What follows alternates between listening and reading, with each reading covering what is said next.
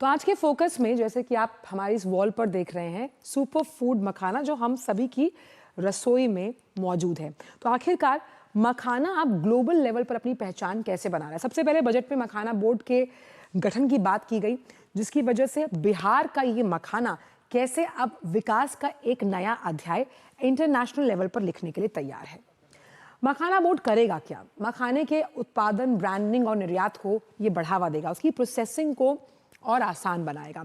ऐसे ही coffee board भी था और कॉफी बोर्ड से कॉफी क्षेत्र को बहुत मदद मिली।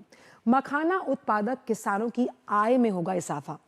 आपके पास एक बोर्ड है, आप अपनी सारी समस्याएं वहां लेकर जा सकते हैं, प्रोडक्शन से जुड़ी हुई, आय से जुड़ी हुई, तो साफ तौर पर इसका रिपलिंग इफेक्ट कमाई पर होगा।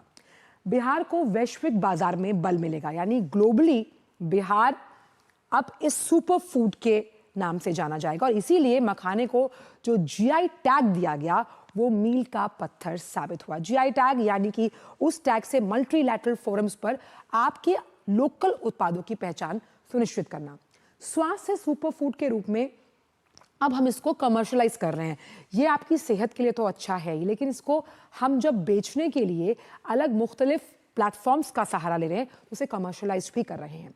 मखाना बोर्ड बिहार को वैश्विक पटल पर लाने की दिशा में एक अहम कदम है और इसका एक उदाहरण आपने देखा होगा कि कल प्रधानमंत्री ने मॉरिशस के प्रधानमंत्री को भी इसी सुपर फूड को भेंट किया, यानी बिहार का मिथिला का मखाना पहुंचा सीधे कहाँ? मॉरिशस। 2025 तक यानी आने वाले सालों के, इस साल की बात की जाए तो मखाना के उत्पादन के क्षेत्र को बढ़ाकर 70,000 हेक्टेयर करने की योजना है। 70,000 हेक्टेयर आप समझ रहे हैं, ताकि ज़्यादा रकबा बढ़े, विस्तारीकरण हो, ज़्यादा बुआई हो, इसकी जब हम खेती करें तो उसमें लैंड में इजाफा। और हमने देखा था कि अभी हाल ही में जो कृषि मंत्री हैं उन्होंने खुद जाकर जो मखाना वाले किसान हैं उनसे बातचीत की और समझने की कोशिश की कि आखिर कैसे मखाने को और आगे ले जाया जा सकता है। तो आज की चर्चा का विषय यही है कि ग्लोबल हुआ ये मखाना कैसे वैश्विक पटल पर अपनी पहचान जमाएगा। हमारे साथ दो अहम मेहमान जुड़ेंगे, लेकिन फिलहाल वक्त छोटे से ब्रेक का है। आप देखते रहिए डीडी न्यूज़ पर हमारा खास शो इकोनॉमी टुडे। एक ऐसा तबका जो रिटायरमेंट के बारे में आज भी बिल्कुल नहीं सोचता, वो है औरतें। औरतें कमा के भी वल्नरेबल हैं। सो एनपीएस एक इक्वालिटी ला रहा है, हम सब एक बराबर प्लेटफॉर्म पे हैं। अपने बेहतर कल को सुनिश्चित करने के लिए एनपीएस जरूरी है। जब धरती चीर कर निकलता है लोहे का पत्थर और मिलता है मोंगिया के जोश से, फिर तपता है, पिघलता है और बनता है फौलाद। अब होता है सरिया सारी खूबियों के साथ। मोंगिया स्टील, मजबूत देश का मजबूत सरिया।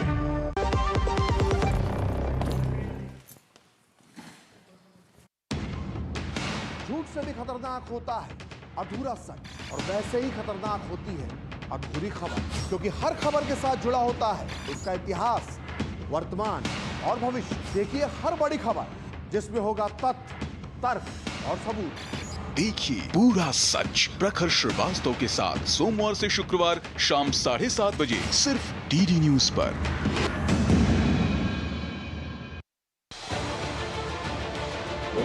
उत्तर से दक्षिण तक, पूर्व से पश्चिम तक, देश हो या दुनिया की खबर है तो पड़ताल जरूरी है। देखिए हमारे साथ मेरे पीछे भारत की सबसे एजेंडा भारत का रहा है और किस तरह से एक नई शुरुआत इस वक्त डीडी न्यूज पर।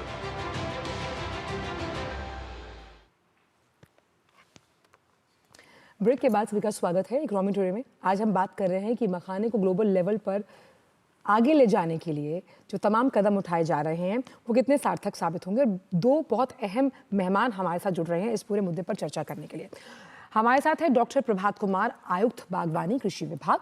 आपका बहुत बहुत स्वागत है प्रभात जी। और साथ ही मनीष आनंद, सीईओ मिथिला नेचुरल्स, वो हमारे साथ जुड़ गए हैं। आप दोनों का ही बहुत बहुत स्वागत है डीडी न्यूज़ के इस खास शो पर। डॉक्टर प्रभात, पहला सवाल आपसे यही है कि क्योंकि मखाना हमारे लिए नया नहीं है, हमेशा से हमारी थाली में, और ख़ास तौर पे जिस हम पंच रत्न की बात करते हैं, जब प्रसाद की तैयारी की जाती है तो मखाने की बहुत अहमियत होती है। लेकिन आज ये अहमियत ग्लोबली इसको एक्नॉलेज किया जा रहा है और मखाना बोर्ड का गठन इसी बात का परिचायक है। देखिए, मखाना का इस समय जो डिमांड बढ़ रहा है एज ए सुपर फूड, बहुत ज़्यादा इसकी डिमांड बढ़ी है। विगत वर्षों में आप देखें तो इसकी जो प्राइस एस्केलेशन है, जो मार्केट पल्स कह रही है, वो ये कह रही है कि हम 450 रुपए किलो था, आज हम 1600 रुपए किलो हो गया।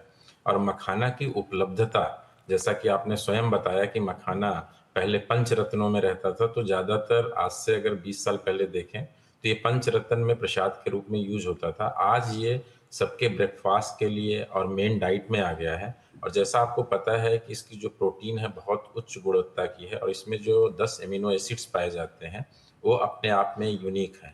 तो ये परंपरागत जो हमारे बिहार में खेती होती थी, उस परंपरागत से लोग उस समय इसको गिफ्ट के रूप में भी देते थे शादियों में, और लोग इसका व्यवसाय शुरू किया। और इसमें आप देखेंगे तो जो मैं विजिट किया, इसमें सबसे बड़ी अच्छी चीज़ है कि हमारी जो महिलाएं हैं उनके लिए बहुत ज़्यादा इसमें रोजगार के अवसर हैं, कि जो पोस्ट प्रोडक्शन होता है, तो पोस्ट प्रोडक्शन में उनकी भी आय में इसमें वृद्धि की जा सकती है, उनके जीवन स्तर में सुधार किया जा सकता है। और इंडिया में जो डिमांड बढ़ने के साथ साथ अगर आप देखें तो जो वैश्विक स्तर पे डिमांड बढ़ा है वो भी बहुत ज़्यादा बढ़ा है, और हमारा डिमांड यूरोप में और यूएसए में काफ़ी इजाफा हुआ है। इसी को मद्देनजर रखते हुए, जैसा कि आपने कहा कि मखाना बोर्ड इस बार के बजट अनाउंसमेंट में लाया गया है, जिससे कि एक हम लोग फोकस्ड काम कर सकें। और आपने अपने उसमें कहा कि और भी बोर्ड्स पास्ट में बने और उनका बहुत ही अच्छा रोल रहा है। और बोर्ड का जो मैंने देखा, बोर्ड में जी बोर्ड बनाने से फायदा ये होता है कि एक ही छत के नीचे वहाँ पे सभी कार्य हो जाते हैं। तो प्री प्रोडक्शन, प्रोडक्शन, उसके बाद जो मार्केटिंग, ब्रांडिंग और नीड बेस्ड रिसर्च अगर कराने की जरूरत होती है, जो कि नीड बेस्ड होती है। एक तो जी। होता है knowledge creation, continuous knowledge creation होता है। दूसरा क्या होता है, नीड बेस्ड अगर रिसर्च करानी है तो वो भी हम लोग वहाँ करा सकते जी। हैं। और वो रिसर्च को हम कैसे फिर इकोनॉमी में कन्वर्ट कर सकते हैं, वो बोर्ड के थ्रू कराया जाता है। बिल्कुल, आपने बहुत अहम बात की है आनंद साहब, क्योंकि मिथिला का मखाना जिसे लगातार हम ग्लोबल बनाने की बात कर रहे हैं, इसमें प्रोसेसिंग बहुत इंपॉर्टेंट स्टेज होता है। आपको क्या लगता है कि मखाना बोर्ड बनने से वो प्रोसेसिंग कितनी इजी हो जाएगी? जी, इसका जैसे प्रभात सर ने बताया कि इसका एक होलिस्टिक अप्रोच मिलेगा, अंडर वन रूफ सारी पॉलिसीज बनेंगी। और प्रोसेसिंग अभी स्कैटर्ड वे में हो रहा है, तो प्रोसेसिंग है जो अभी मैनुअल हो रहा है वो मैकेनाइज होगा बेहतर तरीके से। क्योंकि जब हम एक्सपोर्ट की बात कर रहे हैं, जब हम कह रहे हैं ग्लोबल हुआ मखाना, तो ग्लोबल में मार्केट में जाएंगे तो हाइजीन, प्रोसेसिंग और मैकेनिज्म बहुत ज़रूरी है कि कैसे कैसे मखाना किस प्रोसेस से निकलता है। इवन इसमें एक और जो मखाना निकालने का प्रोसेस है उसका भी मशीन आना है, तो एक वो आ जाएगा तो ये प्रोसेस कंप्लीट हो जाएगा, जिसको फर्स्ट लेवल का प्रोसेस हम बोलेंगे। और जब हम प्रोसेसिंग करते हैं इसका, जैसे जो खेत से निकलता है वो काले रंग का होता है, वो बीज होता है, तो उसको प्रोसेस करते हैं। उसके बाद उसकी सॉर्टिंग ग्रेडिंग करते हैं, वैल्यू एडिशन करते हैं। तो ये सारा करते हैं, तो मुझे लगता है कि ये अब जो है एक तरह से कह सकते हैं कि कुटीर उद्योग जो है, जिसको हम लोग कह सकते हैं कॉटेज इंडस्ट्री, ये डेवलप होना शुरू होगा। और उसी में से फिर एक होलिस्टिक अप्रोच निकलेगा जहां पे कि लोग उसको प्रोसेस करके और सीधा एक्सपोर्ट कर सकते हैं। ये किया जा सकता है। जी, इसमें सबसे अहम बात यहाँ पे डॉक्टर प्रभात ये भी है कि जिस प्रोसेसिंग को मजबूत करने की हम बात करें, हमने देखा कि जिस तरह से कॉफ़ी बोर्ड बनाया गया तो वहाँ पर तमाम जो अलग अलग स्तरों पर मुश्किलें आईं, जो कॉफ़ी बोने वाले किसान थे उन्हें उस बोर्ड से उन्हें बहुत सहायता मिली। क्या इसी तरह की तस्वीर हम मखाना बोर्ड में भी देख पाएंगे? ये अगस्त देखेंगे, क्योंकि मंत्रालय ने कोकोनट डेवलपमेंट बोर्ड, आप काफी बोर्ड की जो बात कर रही हैं, काफी बोर्ड एक बड़ा पुराना बोर्ड है, लेकिन कोकोनट डेवलपमेंट बोर्ड भी एक बहुत पुराना बोर्ड है। और हम लोगों ने वहां से जो लेसन लर्न किया वो ये देखा कि कोकोनट में काफी अच्छा काम किया गया बोर्ड के थ्रू। तो हम लोग मखाना बोर्ड में भी चाहेंगे कि, क्योंकि मखाना बोर्ड में हमारे एक्चुअली 4 हम लोग वर्टिकल्स इसमें सोच रहे हैं। एक तो है कि प्राथमिक उद्देश्य में मखाना का उत्पादन है, फिर उसमें प्रसंस्करण है, मूल्य संवर्धन है और विपणन सुधार है। तो अगर हम 4 चीजों को मुख्यतः अगर देखते हैं बोर्ड के थ्रू, तो जैसा आपने कहा कि कैपिटल इन्वेस्टमेंट की रिक्वायरमेंट होती है प्रोसेसिंग में, और जैसा कि हमारे साथी मनीष आनंद जी ने बोला कि हमें इसमें मैकेनाइजेशन जो है, मैं भी विजिट किया, फील्ड में गया, अभी दरभंगा हम लोग होके आए, तो हमने ये देखा कि इसमें मैकेनाइजेशन की जरूरत है, क्योंकि जो इसकी हार्वेस्टिंग है वो काफी टफ है और उसमें हमें पानी के अंदर से निकालना होता है। तो हम लोग इस तरीके के बोर्ड बन जाने से, जैसा मैंने आपको कहा कि फोकस्ड रिसर्च, एक तो होता है कि ज्ञान तो जरूरी है कि हमारे संस्थाओं में ज्ञान का जनरेशन होते रहना चाहिए, लेकिन बोर्ड जब करेगा तो वो प्रॉब्लम जो आएगा प्रॉब्लम स्टेटमेंट के आधार पे काम करेगा। और मैं आपको बताना चाहूंगा कि इसमें जैसे इन्होंने बताया कि हार्वेस्टिंग है, इवन हमारी जो ट्रांसप्लांटिंग है वो भी थोड़ी सी टीडियस है, इसमें कांटे होते हैं, लेके उसको लगाते हैं, फिर जब हार्वेस्टिंग करते हैं तब भी उसमें प्रॉब्लम आती है। तो हम लोग मैकेनाइजेशन की बात करेंगे और प्रोसेसिंग में कुछ मशीनें आ गई हैं, और चूंकि ये निरंतर प्रक्रिया का पार्ट है, मैं देख के आया हूँ, जैसे ग्रेडर ऑटोमेटिक आ गया है, कलर सार्टर आ गया है, लेकिन हम लोग चाहेंगे कि इसको कंप्लीट मैकेनाइजेशन पार्ट में ले आए। जैसा कि इन्होंने कहा कि जब हम वैश्विक स्तर पे जाते हैं तो ट्रेसिबिलिटी इशू भी बात होती है, हाइजीन की भी बात होती है, और आपको पता है टेक्निकल बैरियर इन ट्रेड्स होता है, और इंडिया इज ए लीडर। 80% से 90% जो मखाना प्रोडक्शन है हमारे यहाँ है, तो हमें इसको बहुत अच्छे से बना के चलना है, जिससे कि आगे आने वाले दिनों में इसके एक्सपोर्ट में और डोमेस्टिक मार्केट में कोई ऐसी प्रॉब्लम ना आए। जी साथ ही अगर इसको ऐसे समझें आनंद साहब की सहकारिता के लिहाज से महिलाओं का बहुत बड़ा रोजगार भी है जब मखाने की हम प्रोडक्शन की बात करते हैं, और जिस महिला उन्मुखी विकास यानी वुमेन लेड डेवलपमेंट में मखाना अपने आप में एक्सप्लोरेबल सेक्टर हो सकता है आने वाले सालों में आजीविका के एक अलग परिप्रेक्ष्य के लिहाज से। जी जैसा प्रभात सर ने बताया कि इसमें जो प्रोसेसिंग है बहुत इंपॉर्टेंट है, और मैनुअल प्रोसेसिंग रहेगा ही रहेगा, चाहे वो फार्मिंग हो या उसके बाद का प्रोसेस हो। और जिस सेगमेंट से आता है मखाना, जो हम उत्तर बिहार की बात करते हैं, तो वहाँ पे ज़्यादातर जो पुरुष हैं वो बाहर जाके काम करते हैं, और महिलाएं जो हैं वो वहीं पे रह जाती हैं छोटा मोटा खेती करना। और मखाना में जैसे हमारी फैक्ट्री में हम बात करें, जो दुनिया की सबसे बड़ी इंटीग्रेटेड मखाना फैक्ट्री है मधुबनी जिला के अरेर गांव में, तो वहाँ पे हम लोग 70 से 75% महिलाओं को रोजगार मिला हुआ है। तो महिलाएं करती क्या है, तो महिलाएं जो होता है कि जो पॉपिंग से, जो अभी मैनुअल पॉपिंग होता है जिसको हम लोग फोड़ी बोलते हैं, तो फोड़ी में भी आप देखेंगे कि महिलाओं का पार्ट है वो भी 70-60-70-80% तक होता है। 1-2 पुरुष होते हैं जो परिवार के मुखिया होते हैं, बाकी महिलाएं और बच्चे ही अभी तक हो रहे हैं। तो उसके बाद जो उसका जो सॉर्टिंग ग्रेडिंग होता है उसमें 99% और रेदर 100% जो है महिलाओं का काम है। उसके बाद कुछ जो उठाना और रखना और लोडिंग अनलोडिंग में कुछ पुरुषों का काम होता है, और इवन मशीन भी हमारे यहाँ कुछ महिलाएं चला रही जिसको हम लोग ट्रेनिंग दे रहे हैं। तो स्किल डेवलपमेंट भी जो है एक बहुत बड़ा इसमें आएगा, और महिलाएं अगर सीख जाती हैं, और उनके लिए बहुत आसान चीज़ है, क्योंकि उनके किचन से जो चुनने और बिनने का काम होता है वो करती ही आ रही हैं, तो उनके लिए बहुत आसान है और इजीली वो अडेप्ट कर सकती हैं इसको। जी। और खास तौर पर डॉक्टर प्रभात, जिस तरह से जीआई टैग अब मिल गया है मखाने को, ये कितना बड़ा गेम चेंजर साबित होगा इस पूरे सेक्टर के लिए? देखिए, जीआई टैग मिलने के बाद जो हम लोगों को वहाँ पे इसको इकोनॉमाइज करने की जरूरत होती है, तो हम लोग अगर इस जीआई को अच्छे से विपणन कर सके, जैसा मैंने आपको बताया कि विपणन में सुधार करना, तो हम लोग जीआई में हम लोगों को काफी, जैसे अगर आप देखें तो प्रीमियम 25 से 30% सामान्यतः देखा गया है कि अगर कोई फसल जीआई में आ जाती है तो उसका जो मूल्य मिलना शुरू होता है वो कम से कम 25 से 30% बढ़ जाता है।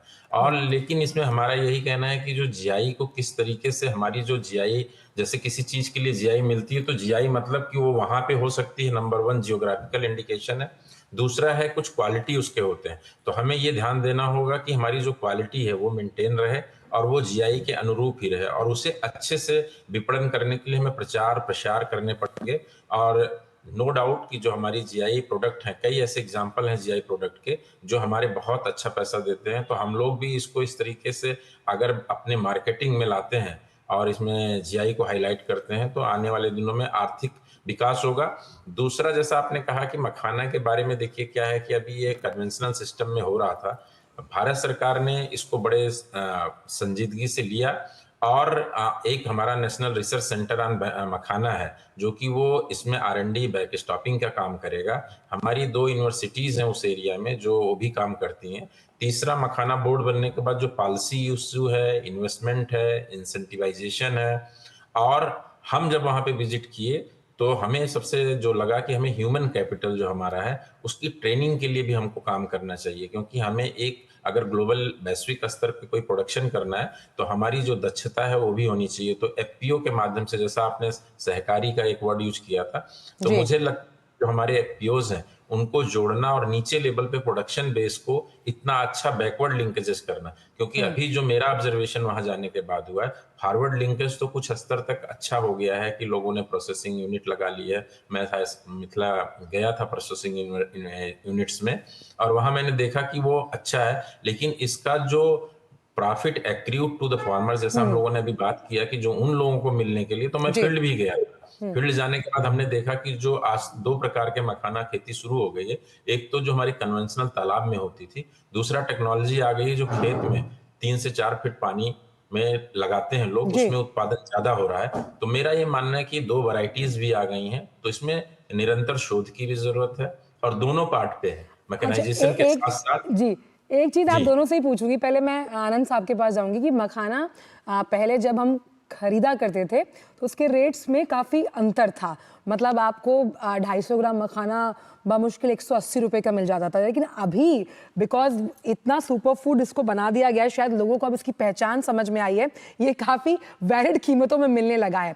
तो मेरा मानना ये है कि चुनौतियाँ कहाँ आप देखते हैं मखाना बोर्ड बनने के बाद, क्योंकि प्राइसिंग एक बहुत बड़ा इशू है, अलग अलग राज्यों में अलग अलग तरीके से उसकी प्राइसिंग की जाती है।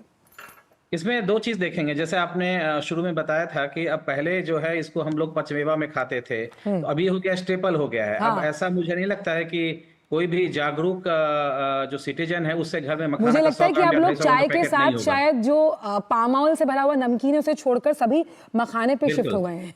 तो इसलिए डिमांड बढ़ गया, लेकिन जो सप्लाई है, जो फार्मिंग है, उस हिसाब से नहीं बढ़ा है। मेरा ऐसा आकलन है कि फार्मिंग एरिया जो है अगर 10 से 15% बढ़ा है पिछले 5 से 7 साल में, 10 साल का डेटा वैसे मैं रखता हूं, तो डिमांड जो है ऑलमोस्ट 100% बढ़ गया है। तो वो जो गैप है ना, वो डिमांड और सप्लाई का, उसकी वजह से जो है वो प्राइस ऊपर उठा है, और इसमें किसानों को भी फायदा है, किसानों को भी मिल रहा है। लेकिन जो चैलेंजेस है, 2 चीज का चैलेंजेस है।